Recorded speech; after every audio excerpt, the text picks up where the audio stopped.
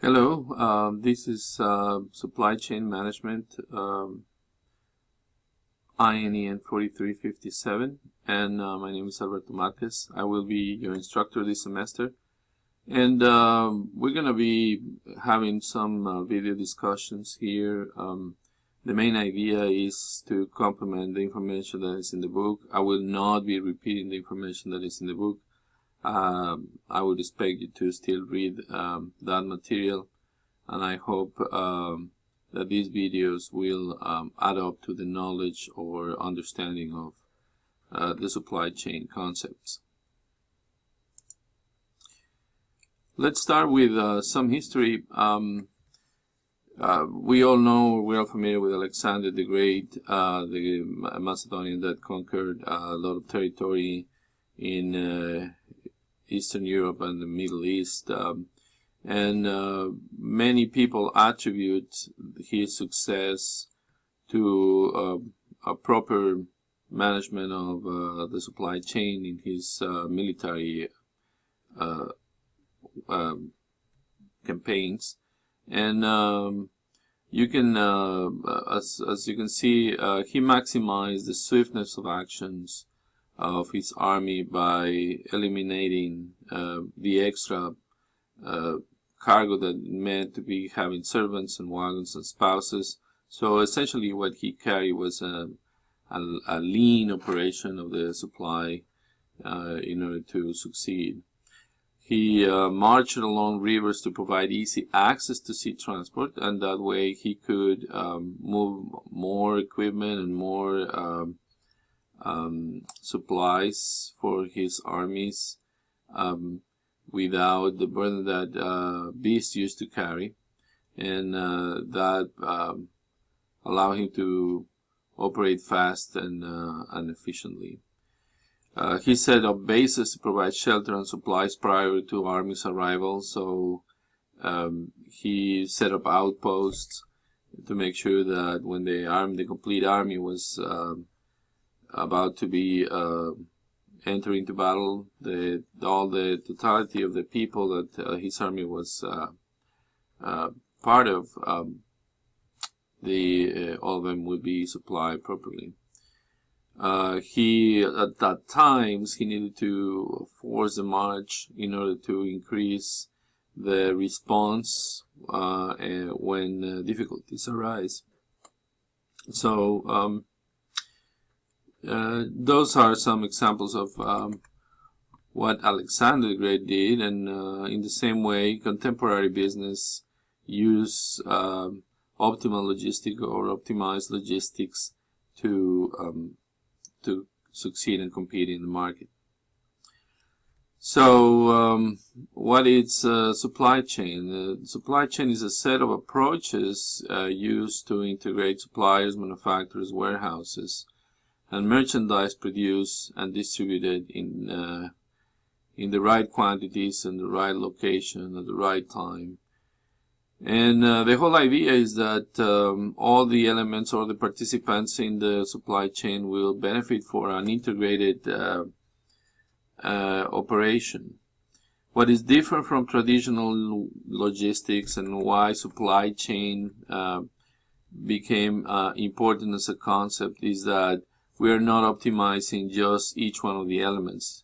In traditional industrial engineering or industrial management, the decisions were made about optimizing the amount of inventory, optimizing the cost for transportation, providing the customer with a good experience. But each one of these elements were treated separately, and at the end of the day, it's a system. I'm going to recommend a video later on which could be an example of a system, and how a system is very different from the linear relations that we're used to. A lot of the complexities of the modern world that people do not understand are the feedback loops that happen in larger systems.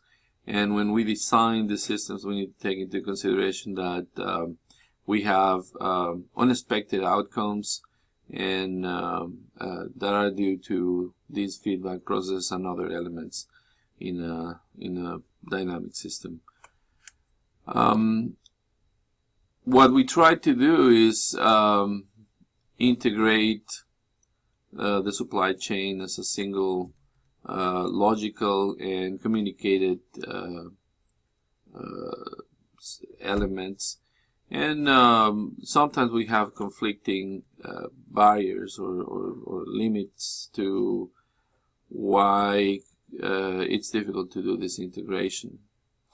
And one of the first one is that each one of the elements have different and conflicting objectives. For instance, in manufacturing, people want long runs of the same product, of the same size, of the same color. That way you set up the machine, you set up the ideal conditions for minimum cost, and then all you have to do is let it run for a long time.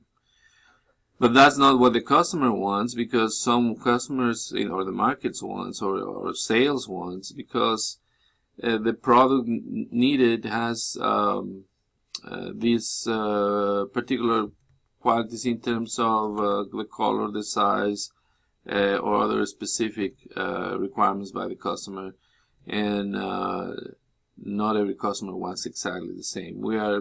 We were used to mass production in the 1950s, 1960s, and the competition was based exclusively on cost back then.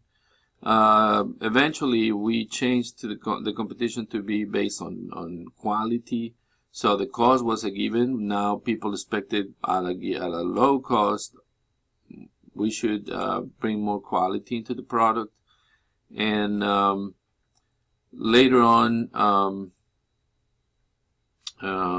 other elements that were important in the game were the speed of response and the number of products that were available for the consumer.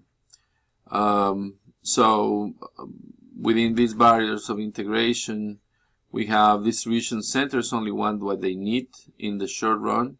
So if they are just that you're going to deliver for the next month certain type of products, they don't want to have to store other products that depend more on the season, because it clogs the operation.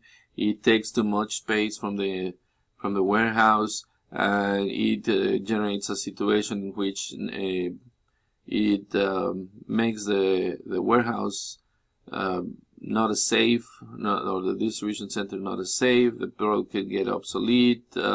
They're prone to this product to get damaged. So they only want to have to handle what they are going to be shipping back and forth, but manufacturing want to have long and stable production runs. And if these two, if manufacturing gets what they want, then the warehouse will have to store product for that it's going to be consumed in a longer period. Low amounts of inventory, as the distribution center would want, means low amount of inventory, which means frequent supplies, and that means that the transportation costs may increase. And at the same time, as I mentioned, customer wants customized products. So as you can see, each one of the elements of the supply chain may have different different perspectives on what they want, and that creates barriers for integration. We're going to be discussing more of these in the following videos. I will be keeping these videos to 10 minutes or less, with the intention of not making it extremely lengthy, and you can actually go back and forth or just go to the point that you need it. So I'll see you in the next video.